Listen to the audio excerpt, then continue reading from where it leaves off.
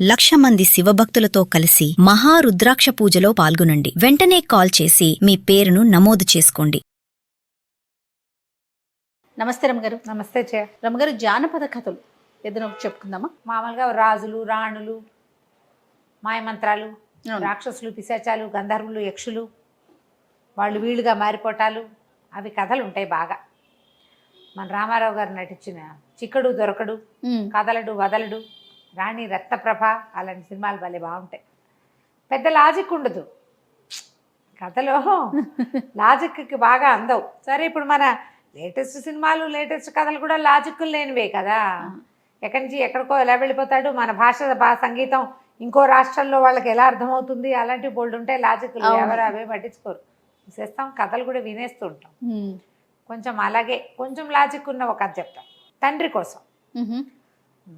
పూర్వం ఒక రాజుగారు ఉండేవాడు, కేశవ వర్మ ఆయన పేరు. ఒకే ఒక కొడుకున్నాడు, నిరంజనుడు.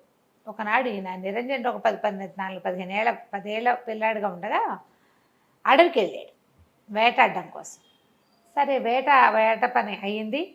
ఏవో లేళ్ళు దుప్పుల్ని చంపారు, కొన్ని పులుల్ని కూడా వేటాడారు, ఏనుగు దంతాలు అవి దొరికినాయి. వీళ్ళన్నీ మోసుకుని వస్తుంటే ఒక యక్షుణుల సమూహం ఒకటి కనపడింది. గంధర్వకాంతలు, యక్షుణులు అనకూడదు, గంధర్వకాంతలు కనిపించారు. ఆ గంధర్వకాంతల్లో ఒక ఆవిడ పమిట ముళ్ళల్లో చిక్కుకుపోయింది. మిగిలిన వాళ్ళంతా వెళ్ళిపోయి ఈవిడ ఒకటి ఇక్కడ ఆగిపోయింది, చీర సవరించుకుంటుంది, తీసుకుంటుంది ముళ్ళల్లో. రాజుగారికి ఎదురుపడింది. రాజు చాలా మైమరిచిపోయాడు ఆవిడని చూసి. ఆవిడని బతిమలాడాడు, నువ్వు ఎంతో అందంగా ఉన్నావు, మా అంతఃపురంలో ఉంటే మా అంతఃపురానికే కాంతి, మా అంతఃపురానికి రా, నాతో రా, నాతో రా, నాతో రా అని వెంబడపడ్డాడు. ఆవిడ చీర చెంగుబుచ్చి చేసుకున్నాడు. ఆమె విదిలించుకోపోయింది, ఆయన వదిలిపెట్టలే. బతిమలాడడం మొదలుపెట్టాడు. నువ్వంటే నాకు చాలా ఇష్టం, నువ్వు భలే ఎంతో చక్కగా ఉన్నావు, అద్భుతంగా ఉన్నావు, నాకు నచ్చావు, అంతఃపురంలో ఉండు, నాతో ఉండు, నా జీవితాన్ని సార్థకం చేయి, మా జన్మ చరితార్థం చేయి, మా ఇల్లు పావనం చేయి. ఇలా బతిమలాడుతుంటే ఆవిడ, ఏంటి నువ్వు, నీకు అర్థమవుతోందా, నేను మీ జాతి దాన్ని కాను, నువ్వు నరుడివి, నేను గంధర్వకాంతని, నన్ను పిలుస్తావేమిటి, చూసి వెళ్ళిపో, పిలవకూడదు, పోనీ నాకు కూడా రావాలనిపిస్తే అది వేరే కథ, నేను నిన్ను చూసి రాదలుచుకోలేదు, ముళ్ళలో చీర్చంగి ఇరుక్కుందని నుంచుంటే వెంబడబడతావా, పో అంది. అయినా ఆయన వదిలిపెట్టలే, బతిమలాడడం మొదలెట్టాడు. దాంతో ఆవిడంది, నీ కళ్ళ వల్ల కదా ఇది వచ్చింది, నిన్ను చూడంగానే నేను మైమర్చిపోయానని చెప్పాడు. కళ్ళు నీకు ఈ పిచ్చని కలిగించాయి, నీ కళ్ళ వల్లే నువ్వు ఇలాంటి వ్యామోహంలో పడ్డావు, నీ కళ్ళు పోతాయి, గుడ్డివాడివి అయిపోతావు నువ్వని చెప్పించి ఒక్క విదిలించుకుని రయ్యమని వెళ్ళిపోయింది. రాజుగారి కళ్ళు 2 పోయినాయి. ఏం చేస్తారు, ఆ గుడిగా రాజుగారిని మోసుకుని తెచ్చుకున్నారు. ఎన్ని వైద్యాలు చేసినా ఆ కళ్ళు రాల. అయితే ఒక మంత్రవేత్త ఒక ఆయన వచ్చి, శాపం వల్ల పోయిన కళ్ళు వరం వల్ల రావాలి, శాపానికి అవసానం ఏదైనా ఉండాలి, ఎవరు శపించారో వాళ్ళే దీన్ని సరిచేయగలరు అని చెప్పి వెళ్ళిపోయాడు.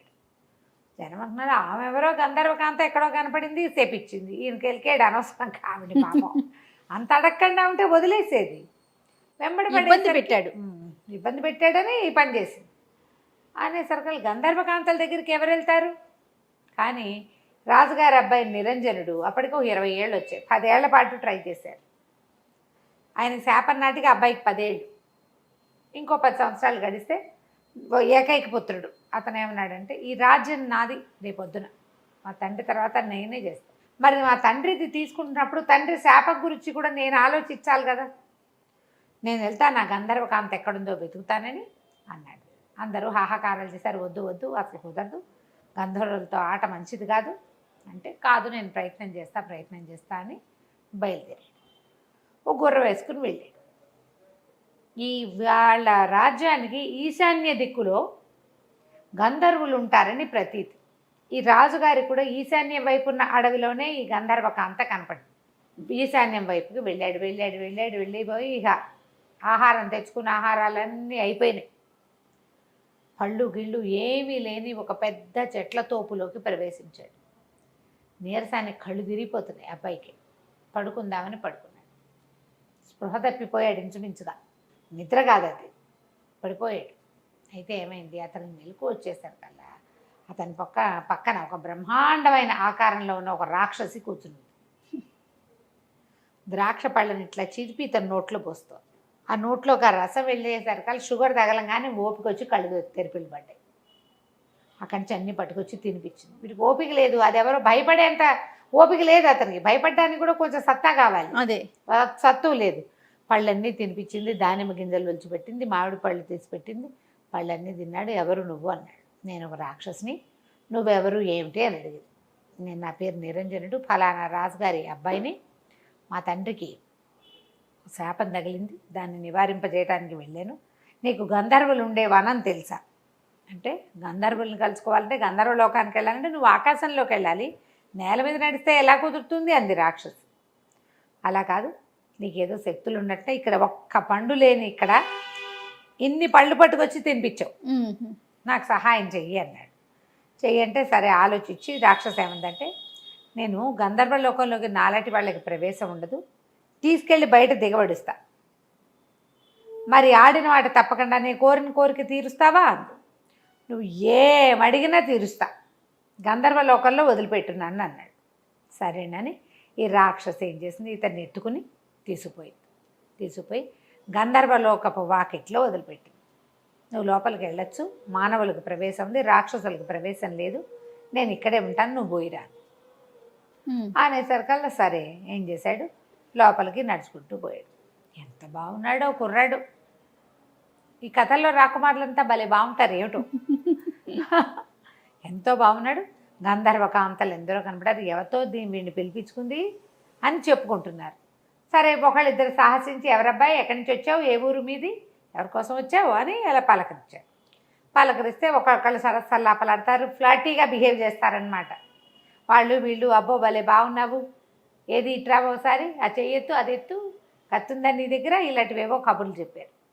మాట్లాడిస్తే సరే ఒకళ్ళిద్దరు అన్నారు, ఇటు ఎంతసేపు కవ్విస్తే ఎట్లా, పాపం మానవుడు, వీడికి ఆహారం చూద్దామని తీసుకుపోయి ఏదో తిండి పెట్టారు. తిండి పెడితే అడిగారు, ఎందుకు వచ్చావు ఏమిటంటే, మా తండ్రికి ఇట్లా కళ్ళు పోయినాయి, ఒక గంధర్వకాంత మా నాన్నని శపించింది, మరి ఆయన కళ్ళు మళ్ళీ వచ్చే మార్గం కోసం వచ్చాను అని చెప్పాడు. అప్పుడు వీళ్ళంతా ఆలోచించుకున్నారు, ఎవరు మనలో ఎవరైనా మానవుణ్ణి శపించింది ఎవరు చూసి, అప్పుడు గంధర్వ రాజకుమార్తె అయిన పుష్పోత్తమ, ఆవిడ పేరు, ఆవిడే చీర ముళ్ళల్లో చిక్కుకున్నది ఆవిడకి. ఆ కబురు ఈ కబురు చేసి పుష్పోత్తమని పిలిపించారు. ఆ పుష్పోత్తమ వచ్చేసరికల్లా అప్పుడు ఈ కుర్రాడు అడిగాడు, మా నాన్నని మీరు తెప్పించారు కదా, ఆ శాపం పోగొట్టే అవసానం ఏదైనా చెప్పండి, కళ్ళు లేక మా నాన్న చాలా బాధపడుతున్నాడు మరి అని అడిగేసరికల్లా ఆవిడ ఏమందంటే, నా వెంటబడ్డాడు, లేకపోతే నేను చెప్పించేదాన్ని కాదు, రా రా రా అన్నాడు, ఆ కళ్ళ వల్లే అతను ఆ వ్యామోహంలో ఇరుక్కున్నాడని నేను కళ్ళు పోవాలని చెప్పించాను. సరే ఓ పని చేస్తా, నేను ఇప్పుడు వచ్చి శాపాన్ని నివారించలేను అని తలలోంచి ఒక పువ్వు తీసిచ్చి, ఈ పువ్వు పట్టుకెళ్ళి, ఈ పువ్వు కళ్ళకి తగిలిస్తే అతనికి చూపు వస్తుంది. కాకపోతే ఒకటే నియమం, ఈ పువ్వు తీసుకెళ్ళి కంటికి తగిలించేవాడు ఆడి తప్పకూడదు. వాడు అబద్ధం ఆడాడా లేదా ఆడిన మాట తప్పాడా కనబోతుంది మళ్ళీ. ఆడి తప్పని వాడై ఉండాలి ఆయన, అలాంటి వాడైతేనే ఈ పువ్వు పనిచేస్తుంది. సరేనని పువ్వు చేత్తో పుచ్చుకున్నాడు. బయటకు వచ్చేసరికి రాక్షసి సిద్ధంగా. సరే రాక్షసి, నువ్వు ఎంతో మంచి పని చేసావు, నీ వల్ల నాకు మా నాన్నకు సహాయం లభించింది, ఇప్పుడు చెప్పు నీకేం కావాలో చెప్పు, ముందు నన్ను మా ఇంటి దగ్గర దింపన్నాడు. ఊరు దాకా తీసుకెళ్ళాక వెళ్ళొస్తాను, నీకేం కావాలో చెప్పు అన్నాడు. నన్ను పెళ్ళాడు నువ్వు అని అడిగింది. అది 10 అడుగుల ఎత్తుండి, వాన పొట్టుండి, భీకరంగా గుడ్లు బయటకు వస్తున్న లాంటి కళ్ళు, కోరలు, చిర్ర జుట్టు, ఇనపగదల లాంటి జబ్బలు కాళ్ళు కలిగినటువంటి బ్రహ్మరాక్షసి. నన్ను పెళ్ళాడు, పెళ్లి చేసుకున్నాను. ఏం చేస్తాడు? సరేనన్నాడు, నువ్వు ఇక్కడే ఉండు, ముందు మా నాన్న సంగతి చూసి వచ్చి నేను పెళ్లి చేసుకుంటాను అన్నాడు. పిశాచి లేదా రాకాసి. సరే రాజ్యంలోకి వెళ్ళిపోయాడు, తండ్రి దగ్గర కూర్చున్నాడు. అక్కడి నుంచి తండ్రికి కళ్ళకి ఆ పువ్వు తగిలించాడు. కళ్ళు వచ్చేసినాయి. అందరూ ఆశ్చర్యపోయారు. సరే అబ్బాయి అన్నాడు, నాన్న మళ్ళీ ఒకసారి బయటికి వెళ్ళే పని ఉంది నాకు, నేను వెళ్ళొస్తాను అంటే, ఏం చేయటానికి అనేసరికి అలా నాన్న అబ్బాయి ఏం చెప్పాడంటే, ఒక రాకాసి చాలా సహాయం చేసింది, మరి ఆమెను పెళ్లి చేసుకుంటానని మాటిచ్చాను, పెళ్లి చేసుకోవాలంటే తండ్రి అన్నాడు, ఏముంది దాన్ని అక్కడెక్కడో వదిలేసావు, రాకాసిని పిశాచిని నువ్వు పెళ్లి చేసుకోక్కర్లేదు, మానేయమన్నాడు.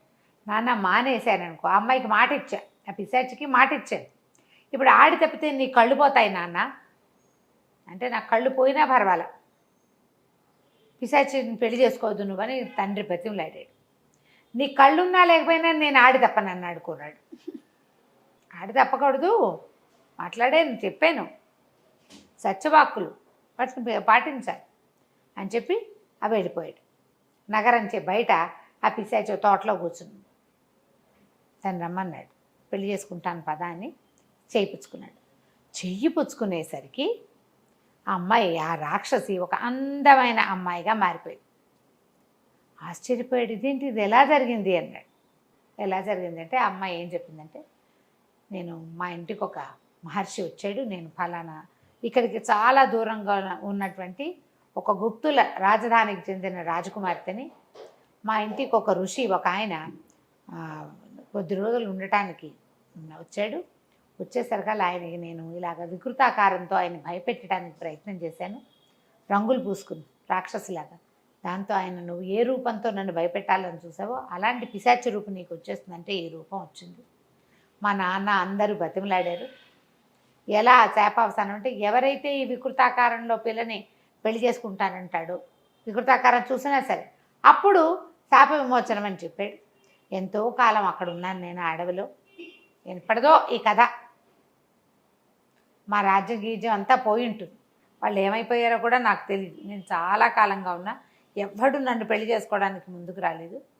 నీకు సహాయం చేశాక నువ్వు ఆడి తప్పవన్న నమ్మకంతో నిన్ను అడిగానని చెప్పి, దాంతో ఇతను అమ్మాయిని చక్కగా చేతులు పుచ్చుకుని ఇంటికి తీసుకుపోయి, ఇదే నేను ప్రేమించిన ప్రేయసి పిశాచి అని చెప్పి అందరికీ ఆ అమ్మాయిని హాయిగా పెళ్లి చేసుకున్నాడు. తండ్రికి కళ్ళు వచ్చాయి, ఇతనికి భార్య కూడా వచ్చింది. తర్వాత నిరంజనుడే ఆ రాజ్యానికి రాజై ఎంతో కాలం పరిపాలించాడు. కథ కంచికి మనం ఇంటికి. నమస్తే రమ్మగారు. నమస్తే.